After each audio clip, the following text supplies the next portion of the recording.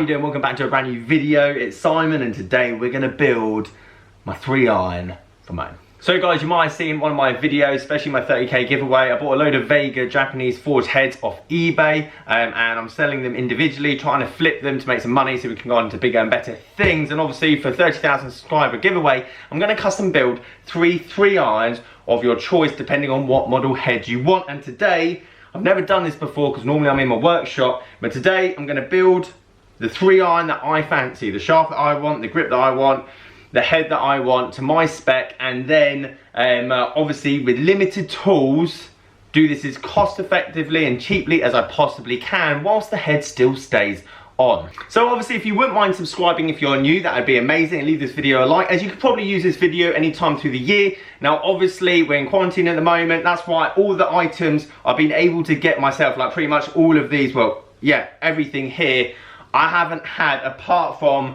the pipe cutter, which you can get off Amazon or eBay or just a local general store, DIY store, etc. Depending on what country you're in. I don't know if they're open at the moment. In the UK, some of them are starting to open now, but I digress. I bought a shaft, I bought a ferrule, obviously I've got the heads already, and I bought a grip, and I'm going to show you exactly how to put this together right now. I'm also going to quickly leave links and prices of what I bought everything for. So I bought this for $29.99, mainly because it's black and it's going to look absolutely epic in this head. So I've gone for a dynamic gold 105x100, which is right there. I'll talk about the problems I had as soon as I got that through the post, and I had a bit of a panic. I've got a nice little black and gold ferrule to match. Obviously, I'm going for the Vega VC01 head, which is kind of the interim head between the blade and obviously the more like cavity back forgiving iron. And then I've gone for a black compound grip. So in terms of prices, I think that was £7. I'm going to leave the links for all of these. That was Amazon, £7. I think this is £1.50 or £1.99 off eBay. Obviously the head cost me £2, but I've been selling these for like $24.99 because, well, $29.99 if they're mint, $24.99 if they're not. And everything else I kind of got from Wilko, which is like a random store in the UK that just has random stuff in it. I can't really describe it. Double-sided tape, 2-inch, which is really important because it makes it easy for us to put the grip on. The only thing I haven't got here is white spirit, but you need white spirit in a minute. Masking tape, so I'll show you why you need that. Sandpaper, again, because I haven't got many tools, you'll see what I'll use that in a second. Epoxy, cheap from Wilko. Normally I use Araldite, which is kind of like the club standard, but it's fast, extra strong, bond, so hopefully that just works.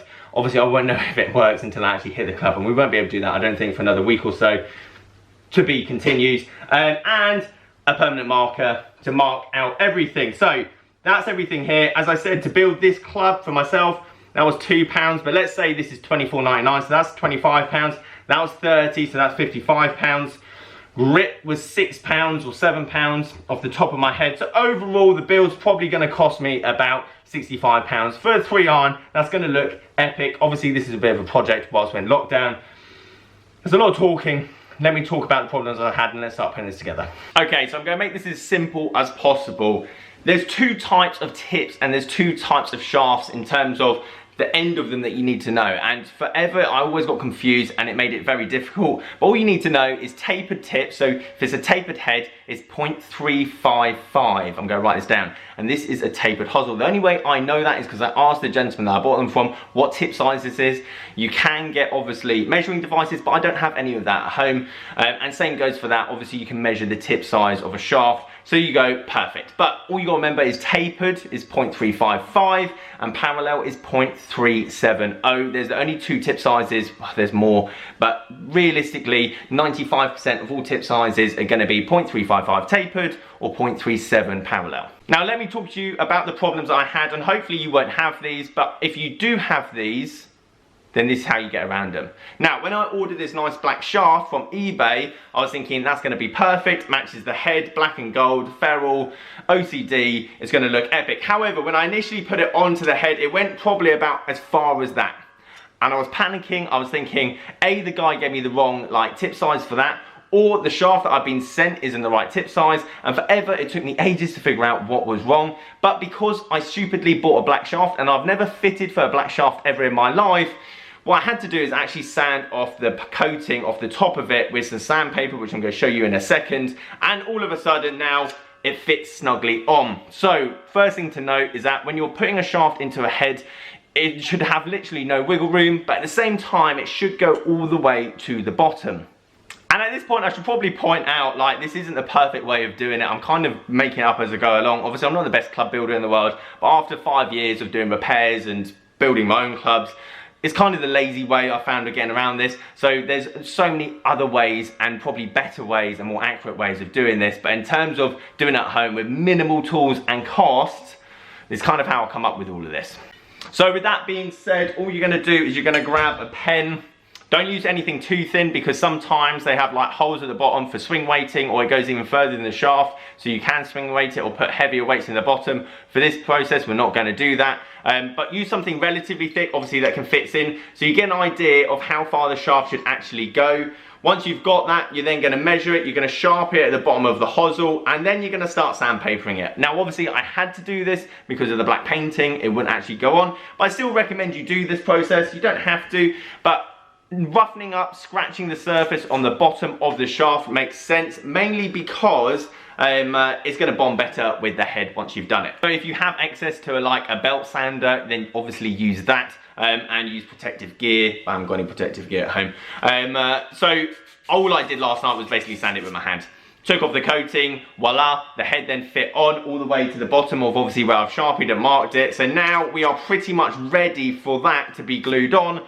Apart from the one next step, which is the ferrule, and again, stupidly, I only bought one ferrule. Let me talk to you about that. So when you're buying ferrules, obviously you want to make sure that that ferrule is going to sit flush to that, which this one does, which I'm really happy about. Now, I just bought a 0.355 ferrule to go on obviously a 0.35 head, 0.35, you're getting the point. However, that fits snugly, which is great. It doesn't match perfectly in terms of the colour. This is a lot darker than the head and the shaft. It is as good as I could get. However, last night that wouldn't even go on, and because it's tapered, again, trying to push this up is going to be quite difficult. Now, if I was at work, I'd use my heat gun. If you've got access to a heat gun, then I advise you use that. It melts the plastic. I tried boiling this as well in hot water. Potentially that softens it up, so you can basically grab the head and then shove it all the way down to the bottom.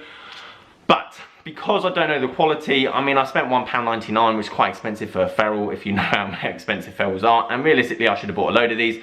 But I don't know what the quality is like. That could easily split. And if that splits, then I've got nothing else to use. Therefore, this video is going to be pointless. So what I did last night, and the reason that I've got it that far is, again, sandpaper. All I did was roll it up, smoothing the inside out. So basically sanding in throughout that hole. So then it'd fit further down. So I'm going to do that process now, so you get a bit of an idea. And we're going to try and get this as far down, well, not as far down, but get it to about that point, so that when we finally start ramming the head on at the end, it's going to be flush and it's going to go as far, and it's going to be quite tight as well. So obviously it won't move when we start hitting the golf head.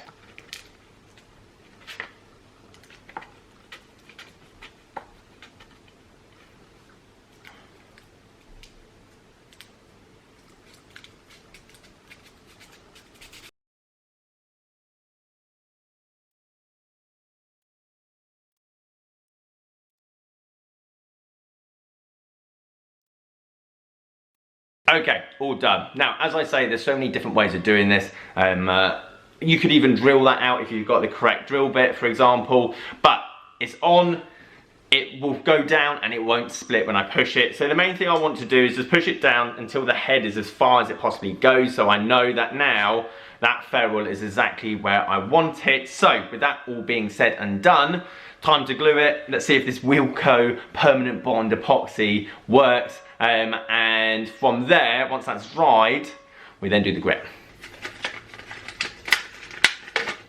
Okay, one thing to note, obviously I've got my epoxy, I've got an old envelope to obviously mix the glue on, I've got a T-peg because it's the easiest thing, and that's the only thing I've ever used over the last 5 years. Here's top tip, and you'll realise this with the white spirit as well, when you're doing the epoxy, put quite a lot in. Because obviously it goes up the shaft, all excess is going to be wiped away. I haven't got the kitchen towel, which is a bit of a nightmare, but make sure you've got the kitchen towel, otherwise you're just going to forget and there's going to be glue everywhere and it's going to get messy. I can guarantee you it's going to get messy the first time you ever do this. Now 50-50 in terms of the epoxy. Make sure you put an even amount on both, because if you don't, the glue's not going to stick, and if the glue doesn't stick, it's pretty much impossible for you to sort this out later without tools, heat gun, etc.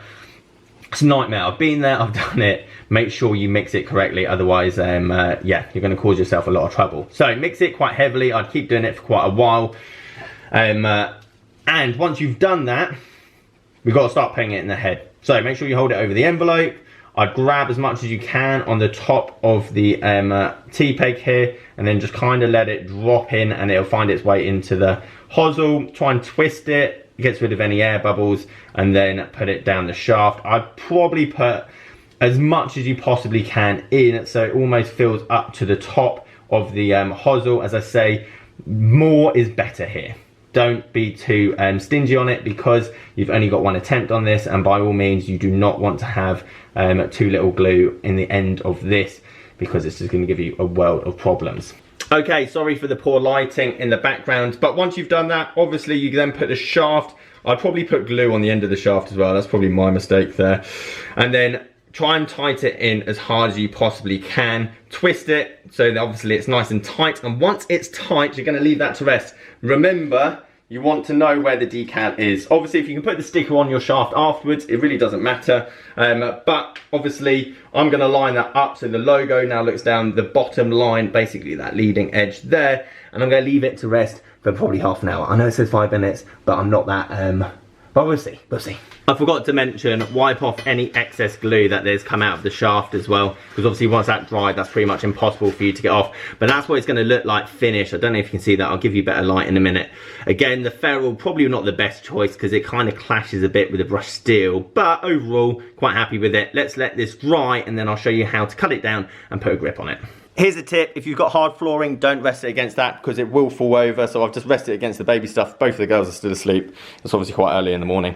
But I've just rested it against obviously some carpet so it doesn't fall over. Obviously you can see the decal lined up with the leading edge there. And hopefully in 20 minutes, 30 minutes, that should be good to go. One other thing I should note as well is that if it's really too loose and you keep turning it, but it keeps moving it every time you put it down, just leave it a minute, let the glue start setting, and it'll get firmer and firmer, and then it's a bit more easier just to kind of line it up perfectly with that leading edge. Again, if it keeps moving every time you try and put it down, don't worry, just give it a minute and then it gets a bit sturdier, and then just leave it. Okay, so 3 iron is well and truly glued on. I'm really happy with that and the way it's turned out, and it's pretty much perfectly lined up to that leading edge. So that is all golden. Now we need to cut it to length. I'm going to be using a pipe cutter. With steel, that is the only thing you ever use. With graphite, use a hacksaw. Graphite, different kettle of fish. You kind of can pretty much follow everything I've just said. If I was to repair someone's 8 iron, there's no industry standard. So normally I wouldn't go and go, right, here's an 8 iron, I'm going to cut it to this length. What I'd normally ask the guy for is his 9 iron and his 7 iron. I put them either side of it and go, right, that's that, get my Sharpie, I measure just under the grip, which I'll show you the line in a second. That's the length, because then it matches his set. Now, bit different, because I've got 3 different irons here. I've got my 2 iron that's not coming out of the bag, and I've got my 4 iron, which is custom fit to be a 1/4 inch longer, so that's not standard. So, what I'm going to do, or I already have done that, is that I grab a Sharpie, I pretty much go next to, I'll put it as close to this as I possibly can. Each grip has these 2 lines here. That is where the end of the hosel is. So the grip's always going to have a bit of extra length on the top here. So once you marry these 2 clubs up, so they're perfectly next to each other, you then grab your Sharpie, probably you should use something better than black, but anyway. And then you basically just draw a line, which I've already done, just where that line is at the bottom there. So when you put the grip on, it's going to be the same length. Now, as I said, it's easier, there's no industry standard. Changing the length of a club is obviously going to affect the line angle. I can make it flatter and upright another day. I can't do that at home because I haven't got a loft and line machine at home. But that's what I'm going to do. Obviously, I must stress, having length, it's easier to cut down a club than it is to add it on. So, realistically, go longer. If you don't like it, you can cut it down at another time. If obviously you cut it too short and you want to add length, it's just a lot more difficult. So I'm going to add this to my 2 iron because I'm quite tall anyway, and that's the way it is, and we'll hit it at a future date, and then I can tweak it if I want to. Okay, so we're nearly at the home straight. I'm hoping I'm making this video as quick and precise as I possibly can. I'm going to take this sticker off there. Right, so all you do, grab your pipe cutter. You're going to obviously loosen it, so obviously the shaft can fit in quite easily. You're going to find your mark, and then you're going to tighten it up just around where you've made that mark. Just so that it's basically tight and you can make one revolution and score where that mark is. Okay, so now we've made a small little line, as you can see there, a bit of silver, so obviously the paint's now gone. And you just go slowly tighten and slowly keep turning that. Obviously be a bit patient, it is quite robust, and the shaft, if you miss the mark, for example, and it starts winding down the shaft, don't panic, you haven't broken the shaft. Just try and find your point again, tighten, go back and forth, so rather than just go in one direction, potentially go in the other direction as well. As I say, more rotations the better, and then slowly tighten up if you're not making any progress. It should take like a couple of minutes, if that, and then obviously this is just going to then fall off.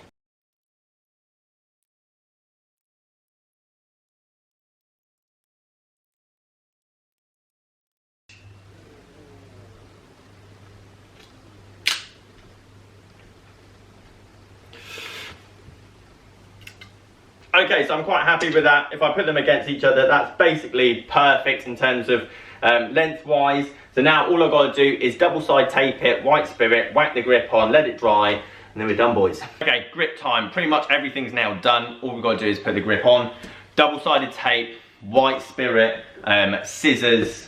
That's about it, really. It's quite simple. I always use 2-inch tape. You can wrap double tape up there, but I've always found that a massive effort. So I've always gone 2-sided tape. I don't know how good this double-sided tape is, however, it's not the normal stuff that I use. And then golf pride grip, multi-compound, black, on black shaft, on black head. It's going to look epic once it's done. So let's cut the tape. Obviously, all you got to do is grab a Sharpie, line up the grip in terms of the top of your shaft, Sharpie down the bottom here, and then all you go do is just lengthen up 2 pieces of tape. Well, I'm going to go 2 pieces because I want 2 pieces. You can put 3, 4. I won't put any more than 4. I'll just get a mid-sized grip, and I'll show you how that's done. Okay, so this isn't the best because it's actually really thin. So in terms of gripping this to obviously size, I think I'm just going to put 1 on because it's going to get messy. It's quite plasticky. The one that you want is a bit thicker. It's a bit more like cardboard based, if that makes any sense whatsoever, and it's easier to apply. However, that being said, I still think this is going to work. I just don't think, I think I need like 4 layers of these to get anywhere near 2 layers of tape. And I think once you can see it's like already bubbling, it's just gonna make it uneven. So I'm just gonna put 1 on. I don't particularly mind. I can always regrip it in the future. But all you gotta do, obviously leave some at the top here, for example, because you're gonna want some added length. So obviously cover the top of the shaft. Trying to find where I put my little mark in terms of my Sharpie. The black shaft, and you're trying to obviously cut the mark. Cut it to length. Obviously you want it as flat as possible. And when doing this, obviously you don't leave yourself any marks. I highly recommend putting it around the shaft without taking the back of the tape off as long as possible, something like that. You're then going to peel from the bottom like so, probably a bit short. Again, black shaft, black Sharpie, not the best. I'm hoping the golf shaft's actually going to go down this. And then obviously tighten it up at the top there, so obviously no water gets in at the top. Okay, I'll quickly show you what I've got then. So I've got white spirit in this water bottle. Highly recommend that because it's just easy to obviously put it into the grip with the end that the water bottle has. Plastic container for excess white spirit. Baby wipes because I've run out of kitchen towel, hashtag quarantine. And old golf top just because there's a rag. Normally I use a rag at the workshop, but obviously I'm never going to wear that thing again because it's disgusting. So that's all the stuff that I need. Basically, I'll show you the process and let's put this on. It is relatively easy. I highly recommend using as much white spirit as you can. Don't use too little because if you don't get enough on there and it sticks halfway, well, basically you're buggered. So I thought I'd commentate over this bit just so that we can get everything in. White spirit into the top of the grip. As I said, try and put quite a bit in. Don't put too little because if you don't have enough white spirit down the bottom of that shaft, you are going to be in trouble. Shake it about, make sure the white spirit gets all over inside the grip. And then what you're going to do is you're going to pick up the shaft, put the shaft at the bottom of the container, and then basically just drip feed the white spirit outside of the grip, down the shaft, and then try and cover as much of the shaft as you possibly can, front and back. just make sure it's all covered, because this is the one bit that if you do get it wrong, you're going to basically have to cut off the grip and then start all over again with a new grip. Wipe off any excess water. Now, the double-sided tape basically disintegrated and put a lot of like glue down the bottom of the shaft. As I said, a normal side double-sided tape wouldn't do this, but I still made it work, and to be honest, it worked out great in the end. Now I've got the baby wipes. You want to try and get as much of the white spirit off as you possibly can, because it'll drip down to the bottom of the head. Don't worry, it won't stain it. If anything, white spirit's quite good at clearing off glue and anything that you might have at the end of this process. So it won't damage anything, but at the same time you don't want to have white spirit down the bottom of the head or down the shaft or anything else. So I grab a baby wipe, clean that all up, and then the next bit you want to do is obviously align it up. So it's difficult to show you exactly how to line up a club with a camera, but the best way I can describe it is when you've got the front edge of your golf club, just put it to a right angle, so even to a desk or a door or whatever. I've done this quite a few times, so I don't particularly need any help, but then you've just got to twist it manually. So start from the bottom, make sure it's lined up, the golf pride or whatever markings you have at the bottom of the grip, make sure that's lined up with the leading edge, and then basically do the rest of it. I start cleaning up some of the golf club purely because I couldn't get any grip in terms of turning it and twisting it when I was trying to, doing a bit of housework at the same time. We won't tell Mary that we spilt. And then obviously you twist the rest of the grip and just play about with it. You've probably got about 20-25 minutes until the grip really starts setting, because the majority of the glue, I would say, slid down the shaft. I found it quite difficult. Obviously this grip's going nowhere, so that's what I want it for. But at the same time, if you've got high quality grip tape underneath it, it makes it a lot easier to move it about. But with a bit of playing, a bit of jigging, we finally got there. So there we have it, guys. All complete. Can't wait to actually give this thing a hit. Obviously, if you have any questions, guys, then do let me know, obviously, in the comment section down below. Thank you for watching this video. Obviously, leave it a like if you liked it. Subscribe if you're new. Obviously, I'm going to custom build 3 of these for you guys when I get to 30,000. Overall, very happy with the way it turned out. Let me know what you think and thoughts are of the actual club itself. And then obviously I can't wait to actually hit this thing and get out on the course with it. Guys, see you later.